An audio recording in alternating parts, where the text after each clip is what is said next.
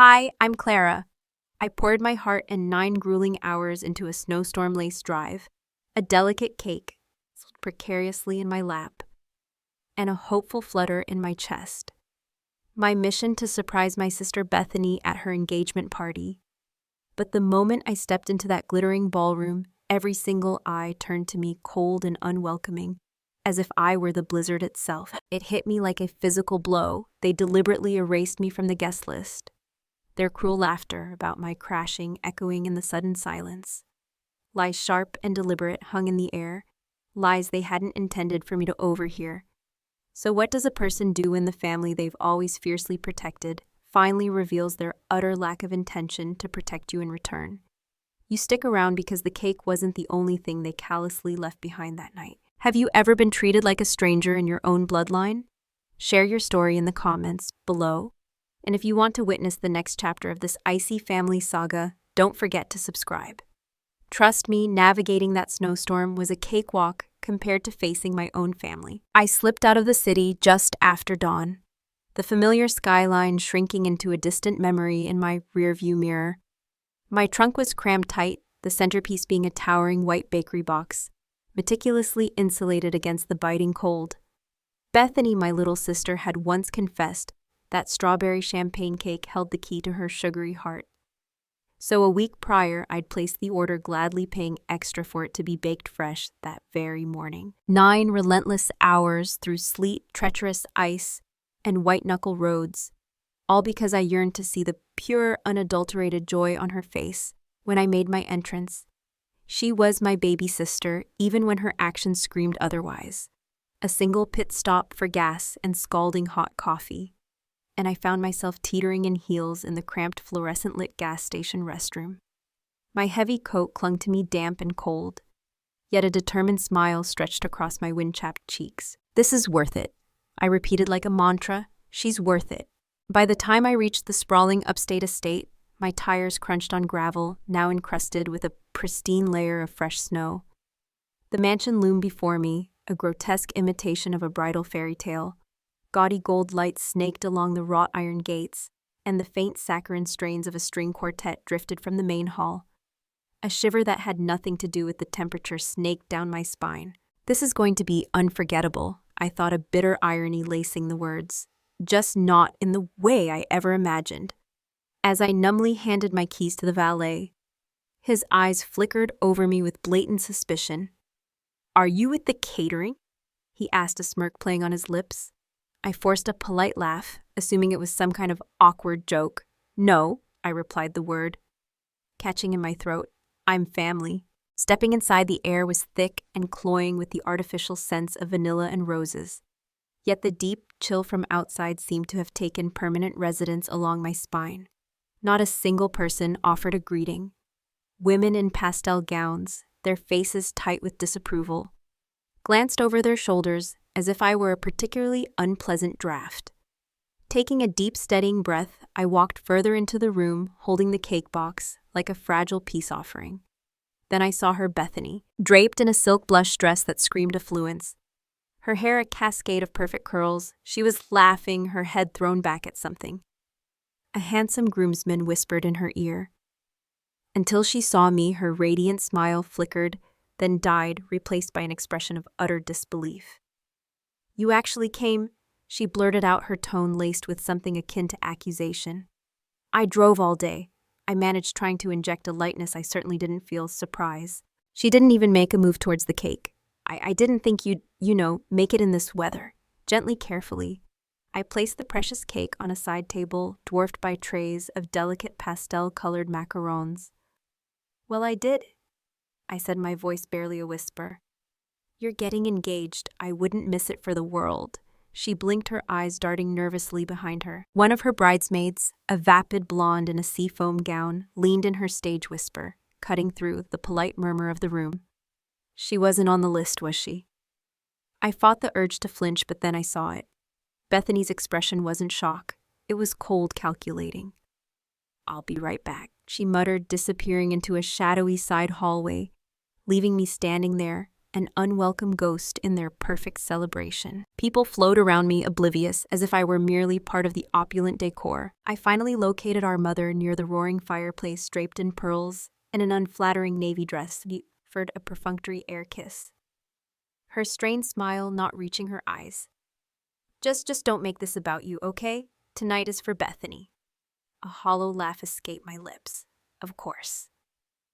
Then her gaze dropped to the damp hem of my coat, and a frown creased her carefully made-up face. Bethany's fiancé, a blandly handsome man named Charles, passed by. I offered him a genuine smile, but he barely nodded in acknowledgement. Moving deeper into the house felt like wading through treacle. Framed engagement photos lined the walls, each one a painful reminder of my exclusion. Not a single one included me. By the overflowing dessert table, I overheard a cluster of giggling women. Drama magnet, one hissed. Every family's got one. Another snickered. Maybe she thinks this is a rehearsal dinner for herself. They didn't even bother to lower their voices. Seeking refuge, I found the coat room. Inside an ornate silver tray held meticulously arranged bridal party gifts. 10 shimmering boxes, each containing sparkling jewelry and heartfelt handwritten cards.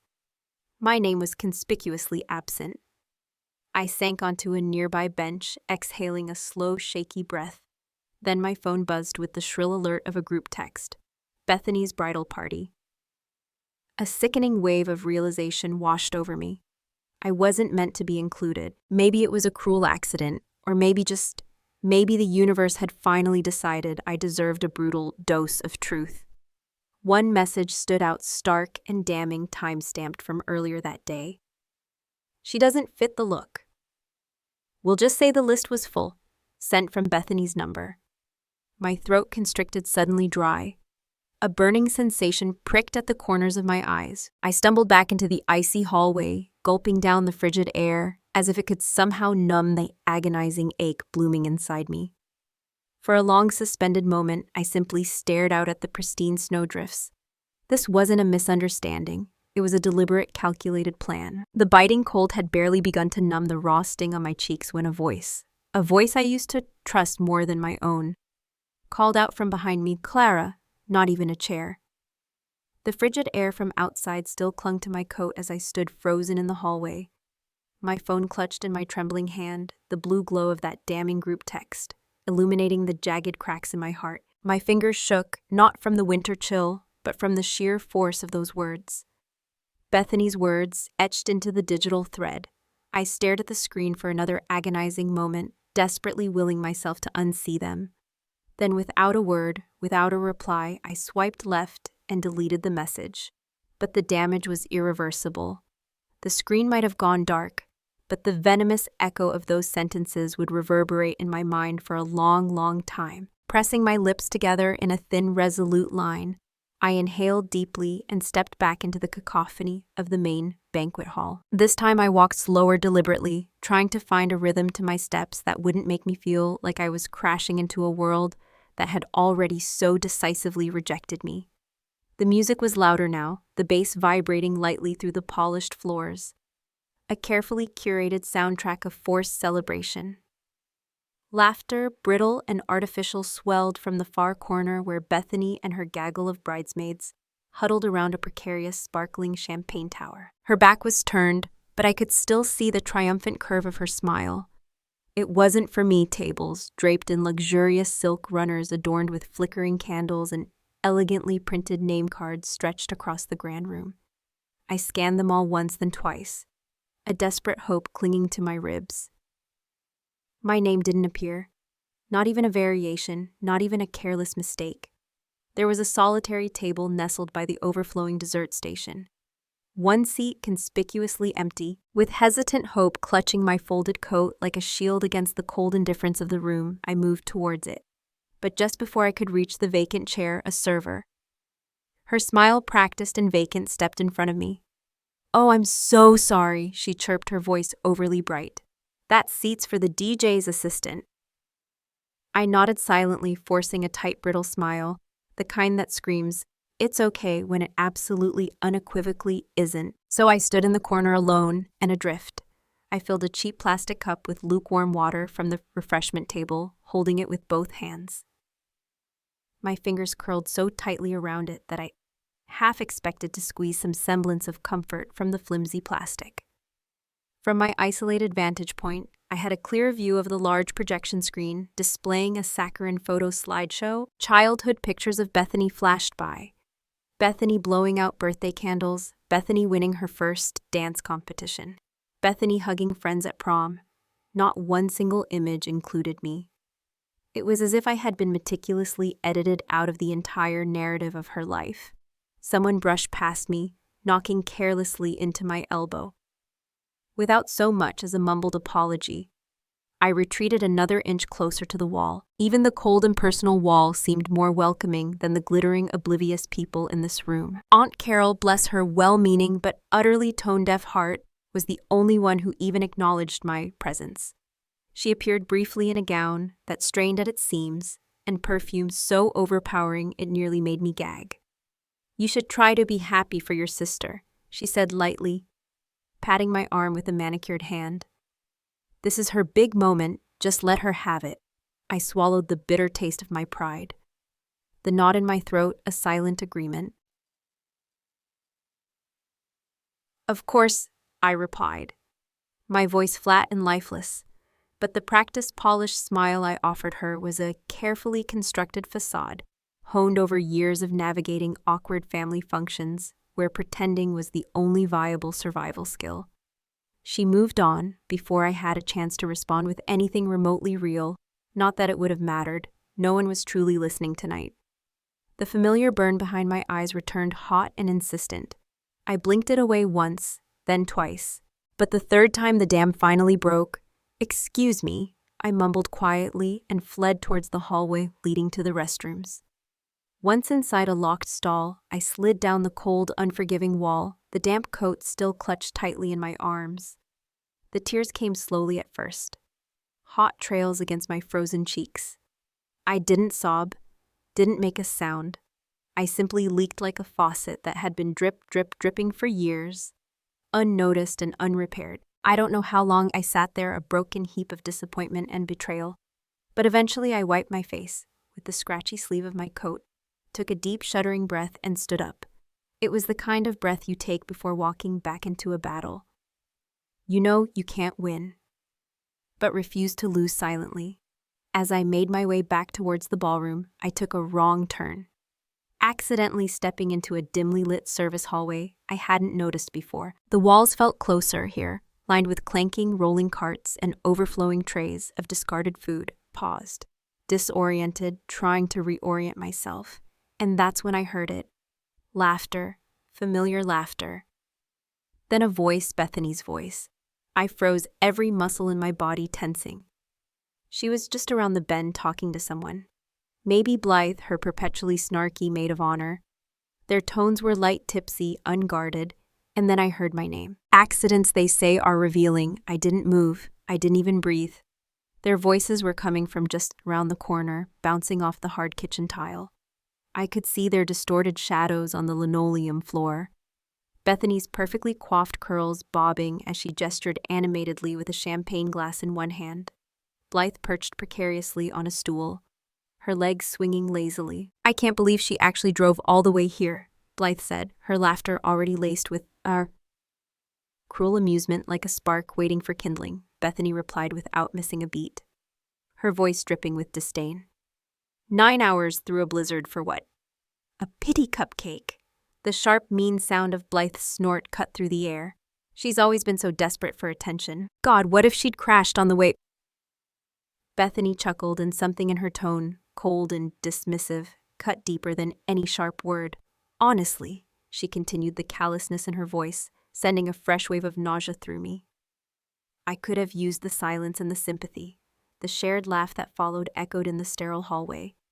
It wasn't just cruel, it was practiced. I backed away slowly, each movement deliberate, as if any sudden noise might expose my presence. I didn't care where I was going. I just needed space air, anything but the suffocating weight of their contempt. I turned down a narrow hallway that reeked of rosemary, and industrial-strength cleaning bleach, stumbled into another restroom, locked myself in a stall, and finally let myself cry without restraint. I wanted to scream, to demand answers, to storm back into that gaudy ballroom and hurl that damn cake across the room. But I didn't. Instead, I pressed the back of my hand against my mouth, willing my sobs into silence. My phone buzzed in my pocket, a single notification. A weather alert. Not a single message from anyone at the party. Not a check-in, not a, "Hey, where are you?" Not even a dismissive text from my mother. I pulled up my text thread with her anyway, just to be sure. The last message was from me. "Just arrived, can't wait to see everyone." It had been read, no reply. My fingers scrolled through old messages on autopilot, finally stopping at a faded photo from last Christmas. Bethany beaming, tearing open a gift. Our mother smiling benignly behind her. Me partially cropped out at the very edge of the frame. I remembered birthdays where no one showed up. College move-in day, where my roommate's mom brought balloons and decorations, while mine dropped me off at the curb with a tight perfunctory hug and a terse, "Make us proud." And when I got that hard-earned promotion last year, the family newsletter didn't even mention it, but Bethany getting featured in a local yoga studio flyer, full paragraph. I wiped my face, checked my reflection in the cracked mirror above the sink, eyes red and swollen but dry, jaw clenched tight. My chest felt like a solid block of stone. When I finally walked back towards the main hall, I deliberately passed through the brightly lit kitchen, hoping no one would notice my return.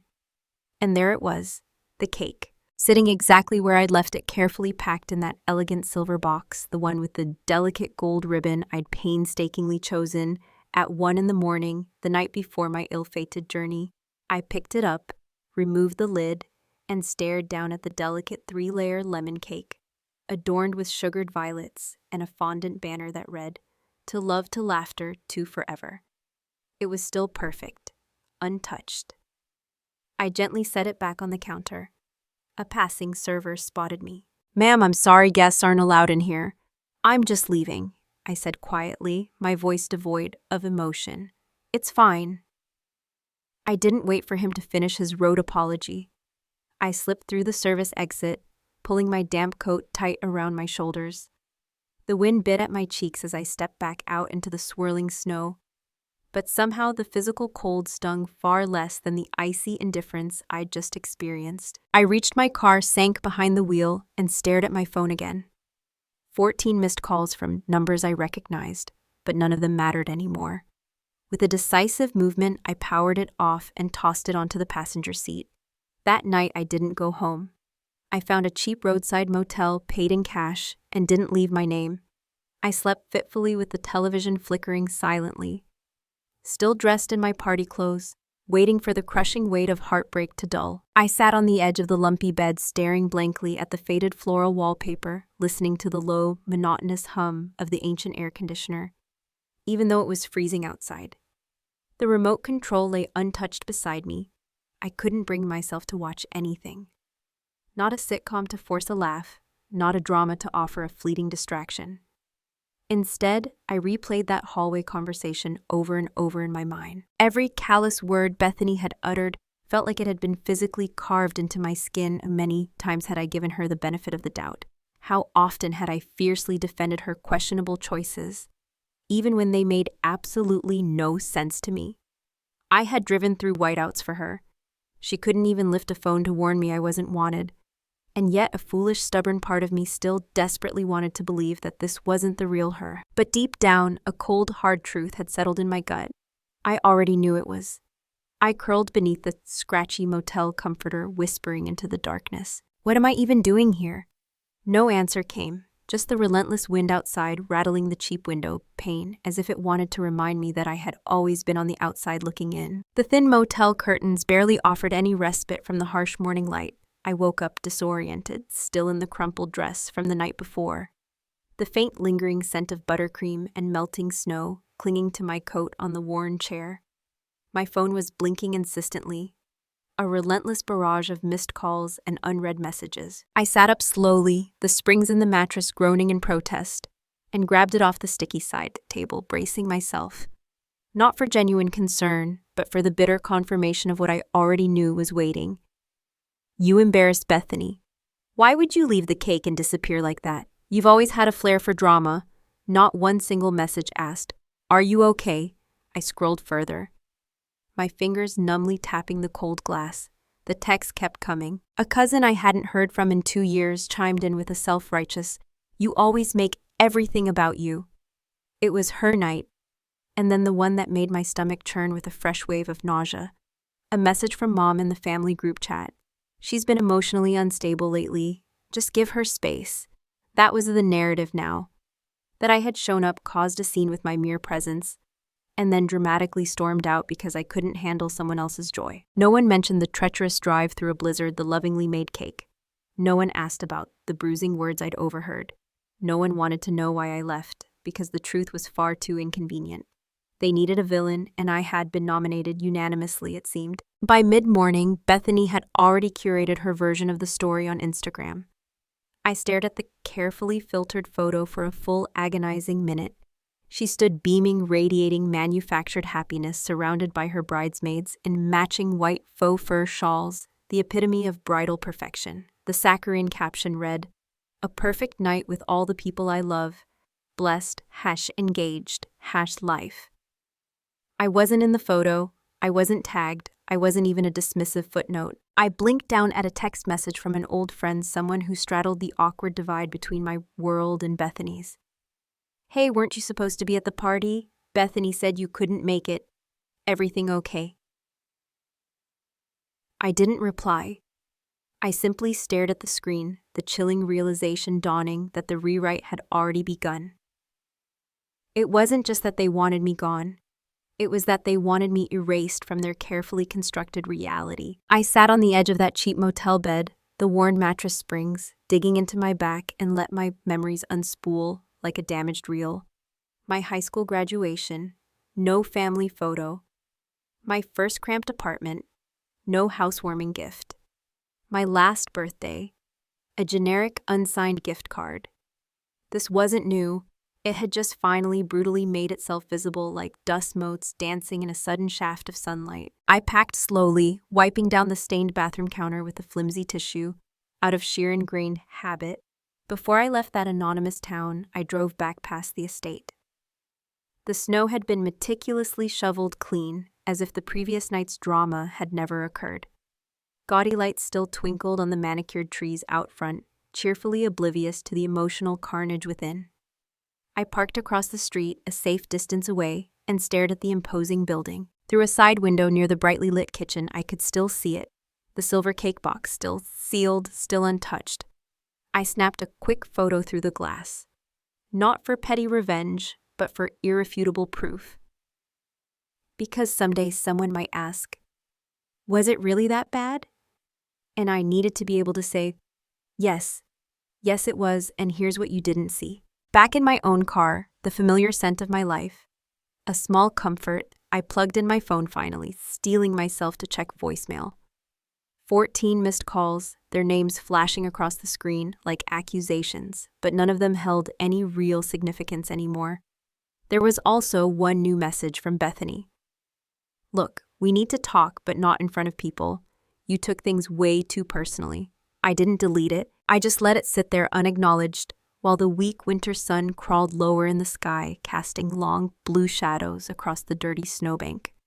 Beside my car, I didn't call her back. But for the first time in years, a small, genuine smile touched my lips. Because I wasn't going to explain myself anymore. Let them talk, let them twist the narrative. They had written their version. Now I was finally ready to write mine. The snow had melted into ugly, crusty patches of slush overnight, a depressing mirror of my own emotional landscape. I sat at my small kitchen table, still in my rumpled sleep shirt and leggings. The lukewarm coffee beside me, forgotten I hadn't planned to answer her call. But a quiet resolve had settled within me. I was done hiding behind a wall of wounded silence. So when Bethany's name flashed across my phone screen, I pressed accept and propped the phone against the ceramic sugar canister. The screen flickered, and there she was, perfectly composed, even through the grainy video. The same meticulously applied mascara clinging to her lashes. The same soft, artfully tousled curl in her hair. From 2 nights ago. Perfectly curated, just like always. You picked the weirdest time to ghost. She began, her voice sharp with annoyance, before I could even utter a single word. People are asking questions. I remained silent, watching her. Bethany leaned closer to her camera, her tone softening, becoming almost wheedling. You always overreact. You take things too personally. This weekend wasn't about you. Still, I stayed quiet, a newfound sense of power blooming in the silence. I'd learned that my silence made them deeply uncomfortable. I didn't mean for you to hear anything, she continued, as if that flimsy excuse somehow negated the cruelty of her words. You know how I get when I'm nervous. I say dumb things. Blythe was just being funny. You took it completely out of context. She paused, clearly expecting my immediate forgiveness, or at the very least, a display of guilt. I straightened my spine, the cold knot in my chest tightening. I nearly died getting there, Bethany, I said, my voice low but steady. She blinked, genuinely surprised by my directness.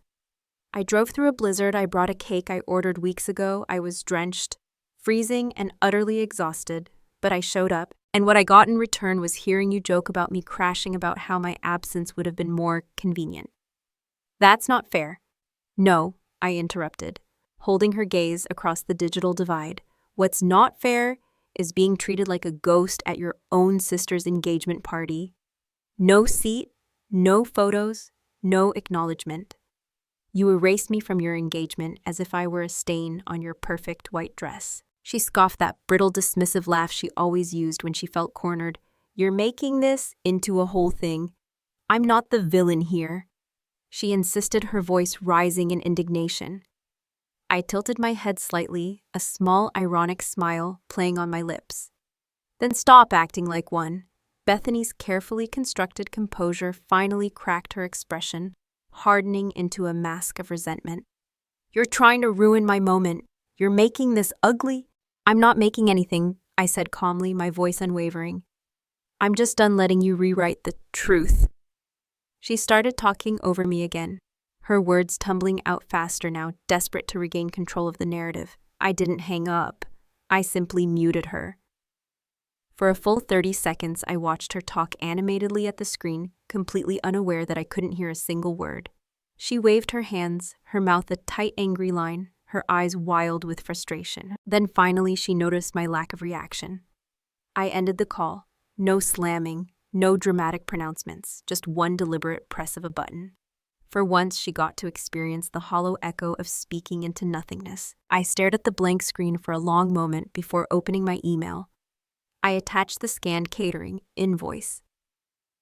The subject line, stark and simple: receipt, cake, Bethany's engagement. The body of the email contained a single, equally direct sentence. Attached is the receipt for the cake I paid for, the one that got left behind. I sent it to Mom, to Aunt Carol, to Bethany. Within minutes, a terse reply pinged back from Mom's address. Just 4 cold words. This isn't helping, Clara. I leaned back in my chair, exhaling slowly. No apology, no acknowledgement of her daughter's cruelty, just another predictable attempt to shift the blame, to steer the spotlight away from what truly mattered. But I wasn't 15 anymore, desperately trying to prove I belonged at the adult table. I wasn't 22, craving validation when I landed my first real job, and no one bothered to show up for the celebratory dinner. I wasn't begging for their love anymore. I was documenting the truth, and the truth finally was louder than their carefully curated silence. By the time I finished my second cup of lukewarm coffee on Monday morning, a new message had landed in my inbox. Subject: enough, from my mother. I opened it with a weary sigh, expecting another cold reprimand. But this one felt different, not overtly angry, not even feigning concern, just coldly calculated. You've embarrassed our family enough. It began, the words hitting me with the force of a physical blow. You're lucky you were even invited. Then the chilling kicker: don't ruin Bethany's future out of jealousy. Attached beneath her self-serving pronouncement was a damning screenshot from a private group chat titled, Family Core Planning Only. I wasn't in it, obviously, but they had been discussing me. Bethany had written, she's not well, you know, she's always twisted things. Just wait, she'll spin this into some sob story. Mom had replied with a dismissive thumbs-up emoji. Blythe chimed in with her usual venom. We tried to include her. She's the one who always makes everything dramatic. The insidious narrative was already spreading a toxic rot beneath the polished floorboards. Quiet, dirty, hard to contain. And now it had a digital paper trail. What truly hit me wasn't just the blatant betrayal, but how utterly rehearsed it all felt. Like they had pre-planned contingency strategies for me being a problem. And when I hadn't conveniently provided one, they had simply invented it. I leaned back from my laptop. The old radiator hissing softly beside me, slow and steady. And in that quiet moment, a profound shift occurred within me. I wasn't hurt anymore. I was awake. Around noon, a casual Slack message popped up from a coworker at my firm. "Hey, just so you know someone," shared a screenshot of a vague IG post about a meltdown bride's sister. "Is that you?" My pulse spiked, a jolt of adrenaline coursing through me. I quickly checked Instagram. Searching Bethany's profile. Sure enough, there was a new post, another pastel-filtered image of her holding a champagne flute, her head thrown back in exaggerated laughter. The caption dripped with saccharine self-pity. Sometimes jealousy wears a familiar face, but real love shines through. She hadn't needed to tag me. Everyone close to her and to me would know exactly who the thinly veiled barb was aimed at. And that would have been bad enough. But then I saw it. A local wedding gossip blog had reposted the photo accompanied by a short anonymous insider story submitted by a bridesmaid at a recent upstate celebration, describing a family member arriving uninvited, demanding attention, and having a meltdown before mysteriously vanishing. My mouth went dry. This wasn't just ugly family drama anymore. This was public, and that changed everything. I didn't scream, didn't throw anything. Instead, with a chilling sense of calm, I opened a meticulously organized folder on my desktop titled Truth Now. Inside were the photos of the snow-covered roads, the scanned receipt for the untouched cake, a short video clip of the silver box sitting forlornly in the brightly lit kitchen, and the damning screenshots of the messages I was never meant to see. I opened Instagram and posted 3 stark, unedited images. The cake still in its elegant box sitting amidst the melting snow outside the brightly lit kitchen window, my frost-covered windshield after 9 grueling hours on the treacherous road, a simple, unsmiling selfie I'd taken outside the imposing venue. My hair damp, my cheeks still flushed with cold, holding the cake box like a heavy burden. My caption was brief, direct. Sometimes you show up for people who wouldn't shovel your name off a sidewalk, but that's how you learn. Some things you do out of love. Some things teach you who deserves it. I turned off comments after 2 hours, right after they started pouring in. Some supportive, some confused. Some demanding the full unvarnished story. I wasn't ready to give them everything, not yet. But I had given them enough to plant a seed of doubt. Then I opened my Gmail, composed a new message, and attached a PDF containing the chat screenshot and Bethany's self-pitying Instagram post. The recipient, the PR department of the prestigious company where Bethany's fiancé Charles worked. I didn't include any commentary, just the unvarnished materials. If he wanted to build his future on a foundation of curated lies, let him see the messy, inconvenient truth of how that foundation was being constructed. No revenge, I whispered aloud to the empty room, just consequences. That evening, as the snow returned falling in soft whispering flakes against my window pane, my phone buzzed again, a text message from Blythe. "You didn't hear this from me, but Bethany's fiancé just postponed the engagement dinner with his parents, said something came up. I didn't respond. I didn't need to." I curled up on my worn couch, lit a comforting candle, and pulled the thick, familiar blanket over my legs. For once, I didn't feel like the storm in their carefully constructed narrative. I felt like the quiet break in the clouds after the tempest had passed. Saturday morning arrived, bathed in a deceptive sunshine that pretended nothing was broken, but the moment I stepped into Aunt Carol's house for the hastily arranged family brunch, I could feel it. That crackling electricity in the air, the tense hum that precedes a lightning strike. She greeted me at the door with a perfunctory squeeze of my shoulder and a whispered, surprisingly supportive, "Don't let them make you small." Inside it was brunch theater, white platters of meticulously sliced melon and overly sweet pastries.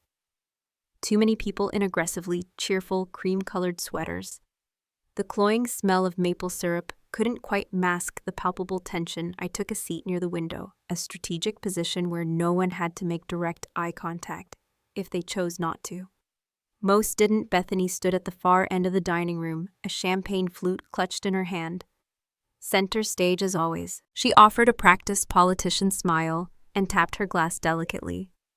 I just want to say, she began drawing out her words with a theatrical flourish, like honey dripping condescendingly from a spoon.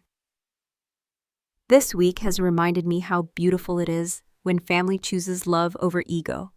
There it was, the thinly veiled dig, smooth practice poisonous. Someone offered a nervous laugh, a few sets of eyes darted towards me. I took a slow, deliberate sip of my orange juice. I was done pretending I didn't hear the venom beneath her carefully chosen words. I stood up, my movements calm and deliberate, a stark contrast to the simmering chaos in the room. Mind if I say something too, Bethany? She blinked, her carefully constructed composure momentarily faltering. Aunt Carol's fork stopped midair. A hush rolled across the room, thick and heavy, like a sudden fog. I drove 9 hours in a snowstorm for that party. I began, my voice clear and steady, cutting through the suffocating silence, with a cake I paid for, which sat untouched in your kitchen, while people who claimed to love me laughed about the possibility of me dying on the road. Gasps rippled through the room. Blythe choked slightly on her mimosa. My mother's face drained of color, leaving it pale and drawn. Bethany's mouth opened and closed soundlessly, but I raised my hand not to silence her, but to hold the floor just this once. I heard you, Bethany. I continued, my gaze unwavering. You and Blythe through the kitchen door, laughing about how much more peaceful things would be if I had never shown up at all. She shook her head vehemently, trying to regain control of the crumbling narrative. Clara, that was taken completely out of context. I didn't let her finish. With a decisive click, I pulled out my phone, unlocked it, and hit play. The room filled with their voices, their cruel laughter echoing off the pastel walls. Bethany's voice unmistakable, dripping with disdain. 9 hours for what? A pity cupcake. Then Blythe's sharp, mean giggle. What if she crashed? Imagine the sympathy. And the chilling reply. Bethany's voice laced with something truly ugly. Honestly, I could have used the silence and the sympathy. I paused the recording there. The silence that followed, thick with unspoken accusations. That's the context, I said softly, my gaze sweeping across their stunned faces. Bethany's fiancé looked utterly bewildered, blinking at her, as if he were seeing her for the very first time. My mother reached for her wine glass, her hand trembling visibly. No one moved to defend Bethany. No one could. She stood frozen, her lips parted in silent horror. Then she lunged towards me, her voice a low, furious hiss. You don't get to twist this. I took a step back, phone still in hand. You twisted it the second you decided humiliation was easier than honesty. I called you jealous because you are, she spat, her voice rising, and I called your bluff. I answered, my voice louder this time, resonating with a newfound strength. You needed a villain in your story so badly that you forgot what it cost to make one. The air in the room shifted, the silence no longer heavy with unspoken tension, but sharp-cutting, undeniably real. I didn't stay for dessert. As I walked towards the door, Aunt Carol followed quietly, placing a surprisingly gentle hand on my back. Her voice, barely a whisper, carried the unexpected weight of a boulder. You didn't just clear your name, honey, she murmured, her eyes surprisingly clear. You burned the whole damn script. I didn't reply, I didn't have to. The silence they left behind followed me home. A stark contrast to the cacophony of their judgment, but I wasn't alone anymore. Bethany's cruel words still echoed in the recesses of my mind, like the last gust of wind before a profound calm. I didn't sleep much that night, not because I was racked with anxiety, but because something deep within me had finally shifted, settled into a new, unshakable truth. When you walk through a storm that fierce and emerge standing, it's not the storm you remember, it's the profound silence that follows. I woke up Saturday morning to 3 jarring notifications before I'd even fully surfaced from sleep. The first was from Monica. a childhood neighbor I hadn't spoken to in years. "Did you hear?" She'd written, her tone a mixture of shock and morbid curiosity. "Engagement dinner's off." His parents asked for a pause. That's their word, not mine. I stared at the screen, blinking through the lingering fog of sleep and disbelief. I hadn't expected it to unravel this quickly. Next came a cryptic but pointed status update from Aunt Carol. "Truth burns at first, but it sets you free if you're ready. No names, no hashtags, but everyone reading it would know exactly who her message was intended for." The last notification was a grainy photo from the disastrous brunch me holding my phone mid-sentence, my expression resolute. Someone had shared it to a private family thread with a cutting caption, "Unhinged attention-seeking, just like always." I didn't reply. Didn't feel the need to. That part of me that used to ache for explanation, that used to silently scream, "Just see me," was finally blessedly done asking. Instead, I poured myself a strong cup of coffee and stared out my window at the depressing, slushy street. Across the small living room, an old box of journals sat half open, spilling years of scribbled-over pages. I pulled one out, its cover worn, and softened with time, flipped through the familiar handwriting and landed on a sentence scrawled in defiant teenage script. "Maybe if I'm quieter, they'll love me louder." With a sudden decisive movement, I tore the brittle page out, lit a match over the kitchen sink, and watched the words curl and turn to ash. That girl didn't live here anymore. The day passed slowly, a quiet reckoning. At sunset, my phone buzzed again. It was from him. Charles, Bethany's fiancé. Or maybe more accurately, her ex-fiancé, how? I hesitated, a strange mix of apprehension and weary curiosity churning within me, then opened the message. "I'm sorry." He wrote the simple words carrying a surprising weight of sincerity. "You didn't deserve that. I heard everything, I didn't speak up, and I regret it." And I read the message twice, not because I needed to feel vindicated, but because I was genuinely surprised. There was something in his tone that didn't beg for forgiveness. It offered accountability. It didn't magically fix anything, but it meant I hadn't been completely alone in witnessing their cruelty. An hour later, another message arrived, this time from Blythe. "I'm not proud of who I was that night. Nothing more. No follow-up, no flimsy excuse." And yet that brief, stark admission hit me harder than any of her previous whispered insults. That night I sat at my kitchen table, the silence around me no longer oppressive but strangely liberating, and opened a blank post on my laptop. Sometimes it takes a blizzard to see clearly. I typed slowly, the words resonating with a hard-earned truth.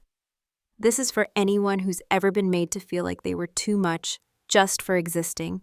I didn't hit publish, not yet, but I saved it. My voice no longer craved a spotlight. It simply needed space to breathe. Just as I was about to close my laptop, my phone vibrated again. One message, one word, "Please, from Bethany." I stared at it for a long time, longer than I care to admit. My heart didn't leap with a surge of longing. My hands didn't tremble with a desperate hope. I didn't even offer a bitter smile. Because now I finally understood the profound difference between missing someone and missing the idealized version of who you desperately hoped they could be. I placed the phone down on the table and walked to the window. Snow had begun to fall again, lighter, this time, softer. And for once it wasn't falling on me. I was the storm. And now finally, I was the clearing sky. I didn't respond to her message that night. I let it sit unread, but not unseen, like a suitcase packed for a trip no one truly wanted to take. A full week passed each day, a quiet step further away from the emotional wreckage of that weekend, before I finally dialed her number. When she picked up, her voice was so small, so devoid of its usual sharp edges, that I almost didn't recognize it. "You just left me," she whispered the words, laced with a surprising vulnerability. "You disappeared, Clara, after everything." I leaned back into the worn cushions of my couch, the same spot I'd collapsed onto. That night, I finally made it home from the storm. "That's how I felt since I was 9, Bethany," I said, my voice surprisingly even. There was no venom in my tone, just a quiet, undeniable truth. And I think that's what startled her the most. She didn't fight. She didn't try to spin the narrative. Not this time. I messed up. She admitted, the words barely audible. I was cruel.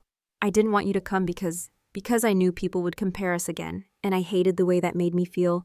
Then you should have told me, I replied, the simple logic hanging heavy in the air. I would have still sent the cake. I just wouldn't have driven through a blizzard to get it there myself. A long silence stretched between us before she finally spoke again.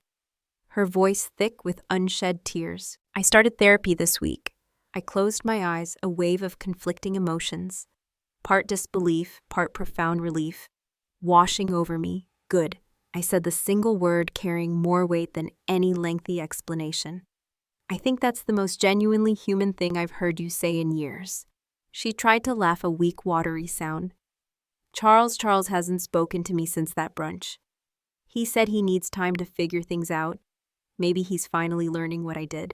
Silence can be louder than screaming, Bethany, I said softly. She started to cry, then real, gut-wrenching sobs that weren't for show. I didn't offer empty comfort. I didn't try to minimize her pain, but I didn't hang up either. I don't hate you, I said finally. The words a quiet declaration of a boundary, not a bridge. But I can't just go back to how things were. I'm done playing the background. I didn't expect a reply. She just stayed on the line, her ragged breathing a testament to the distance that now stretched between us. And after a few more moments of shared silence, we both hung up. No dramatic farewell, just a quiet, definitive end to a painful chapter. Later that night, I opened the draft I'd saved on my laptop. I reread it 3 times, the simple words resonating with a newfound strength before finally hitting the post button. To the quiet one at the table, it read, "You are not invisible. You don't need their permission to speak." Sometimes your story begins where their lies end. It didn't take long before the notifications began to light up my phone. Messages from old classmates, distant coworkers, even extended family members I hadn't heard from in years. Some offered hesitant apologies, some simply wrote, "Thank you." I didn't feel the need to respond to most. Their opinions no longer held the same power. The next morning, I walked 2 blocks in the crisp, clean air to the little bakery near my apartment, the same one I'd visited a month ago, filled with a naive hope to place that fateful order for the cake that never got cut. This time, I ordered another one, something simple, unadorned, just a delicate white frosting dusted with edible gold. No names, no messages, just a quiet celebration of peace. Back home, I lit a small candle on top and sat by the window, slicing the first piece for myself. I didn't offer a toast. I didn't cry. I just sat and ate the simple sweetness, a quiet act of self-care, a reclaiming of a joy that had almost been stolen. Outside, the snow had long since melted. Puddles gathered along the curbs, reflecting the clear, bright skies above. Not every ending needed to be loud and dramatic. Some just needed to be honest. And this one, this quiet, solitary moment, finally belonged entirely to me. Sometimes the storm doesn't come to destroy. It comes to clear the air. A valuable lesson, Hara's journey reminds us that blood ties don't automatically equate to emotional safety or unconditional love.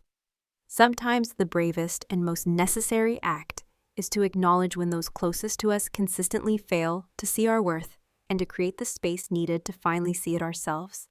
True belonging comes not from forcing ourselves into spaces where we are diminished, but from honoring our own truth and building a life where our presence is valued and celebrated. Have you ever had to redefine your understanding of family or walk away from toxic relationships to find your own voice? Share your experiences in the comments below. And if you found strength and resonance in Clara's story, please like this video, subscribe to our channel for more empowering narratives, and turn on notifications so you never miss an update. Your voice matters here.